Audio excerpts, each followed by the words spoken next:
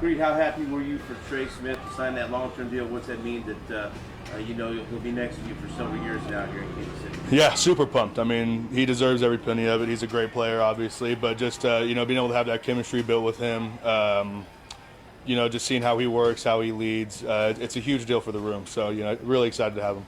What are the challenges working with two new tackles? Yeah, just I think just getting the chemistry down with the offensive line. So that's why camp's really good for this. You get a ton of reps in, ton of looks against Spags defense. So it's preparing you all for the season. So we're excited about it. We got some really good talent in that room right now, and it's going to be a really good competition. Stu Mate is making that transition to guard, and he's competing for that spot next to you. What have you seen from him, and how's that building chemistry with him in a new spot? Yeah, he's been doing awesome. He's a great player, extremely talented, obviously, and he works really hard. So it's been really good to see how he's been working and how he's taken on the new role and has adapted to it, learning a new position and everything. And he's done a really good job with it.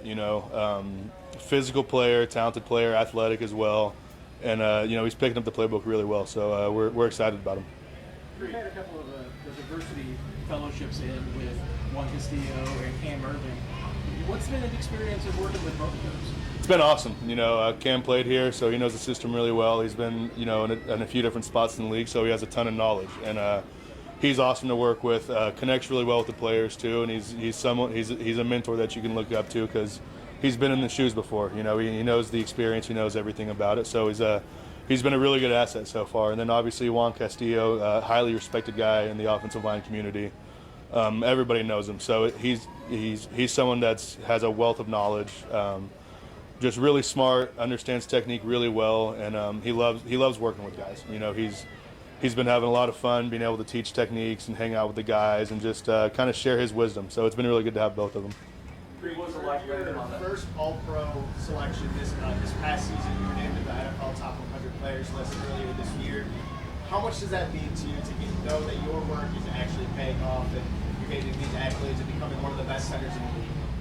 Yeah, it's obviously a blessing, to get those accolades and stuff. But for me, it's focusing about what you can improve. You can never stop improving. You can never reach the top. You're always going to keep improving. You can keep learning all those things. So for me, it's a great feeling getting the recognition and everything. But for me, I know there's stuff I need to work on, so I'm hungry. I'm hungry to come out here and grind, get stuff going in training camp. So it's been fun. I'm so hungry I could eat Matt McMullen. But it's been a lot of fun. It's been a lot of fun getting out here and working and grinding. Was that a Huh? Yeah. Yes. Neil.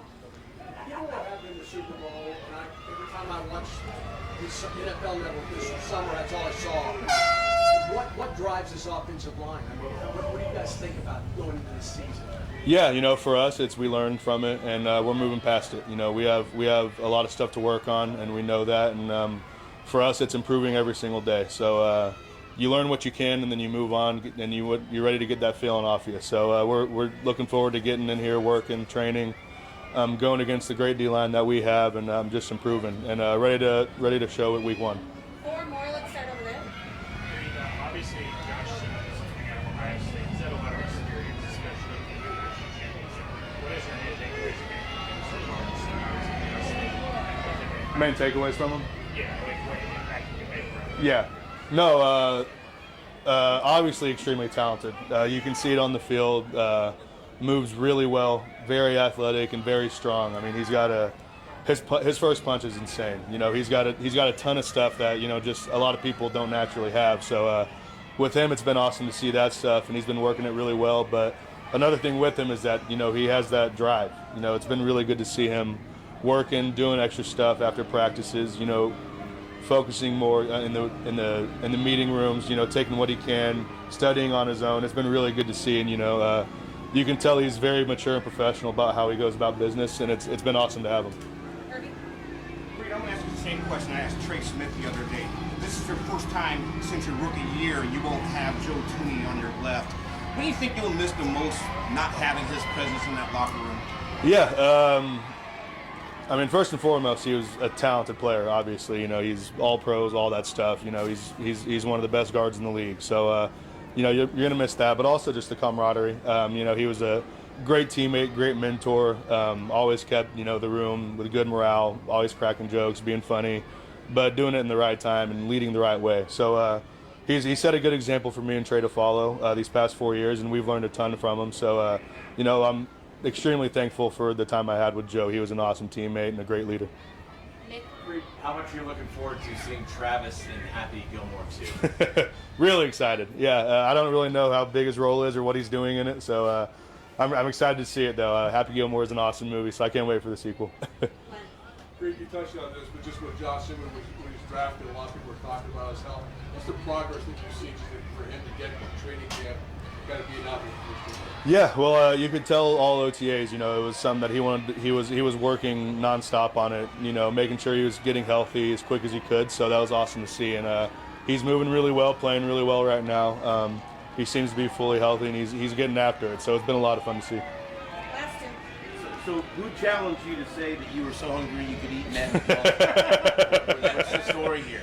I don't know when to get into it. I don't know. We can talk about it another time. Yeah, Creed, with it on the horizon, what's that first day of pads like when you finally get somebody? Yeah, it's exciting. You know, we've been doing all these practices, all OTAs, everything, you know, non-padded. So it's hard to get, you know, a real look of what guys can do in the run game, what they can do full speed. So it's exciting, you know, just getting out there, putting the pads on, getting that first 9-on-7 period going. You get to see what guys are made of. You know, you have a general idea right now, but you can't really tell until the pads come on. So I'm excited to see, you know, the guys compete, get after it, see the physicality, and grow from there. Thank you, everybody. Thank you, Greg. Thank you.